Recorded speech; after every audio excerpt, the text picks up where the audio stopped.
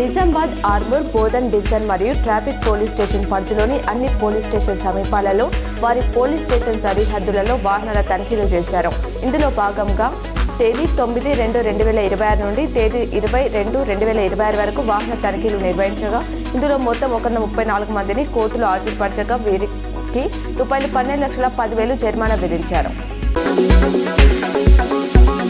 నిజామాబాద్ జిల్లా వైద్యారోగ్య శాఖలోని కీటకజనిత వ్యాధుల నియంత్రణ విభాగంలో పనిచేయుచున్న ల్యాబ్ టెక్నీషియన్లకు, హెల్త్ అసిస్టెంట్లకు మలేరియా, ఫైలేరియాపై శిక్షణ కార్యక్రమాన్ని డిఎంహెచ్ఓ కార్యాలయంలోని సమావేశ మందిరంలో నిర్వహించారు.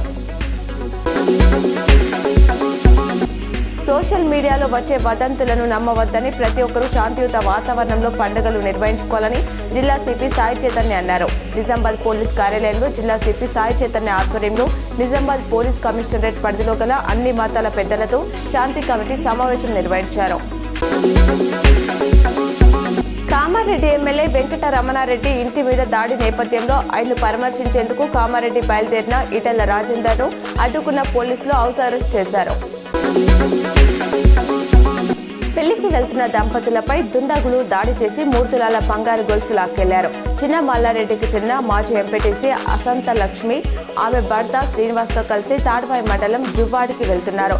ఈ క్రమంలో కామారెడ్డిలోని దేవునిపల్లి ప్రభుత్వ పాఠశాల సమీపంలో బైక్ పై వచ్చిన 2 దుండగులు ఆమె మెడలో నుంచి గొలుసు లాక్కెళ్లారు. బీఆర్ఎస్ నుంచి సస్పెండ్ అయిన మాజీ ఎమ్మెల్సీ కవిత తమ కొత్త పార్టీ పేరును ఖరారు చేసినట్లు సమాచారం. తమ సంస్థ తెలంగాణ జాగృతి పేరు కలిసొచ్చేలా తెలంగాణ ప్రజా జాగృతిగా పార్టీ పేరును నిర్ణయించినట్లు తెలుస్తోంది.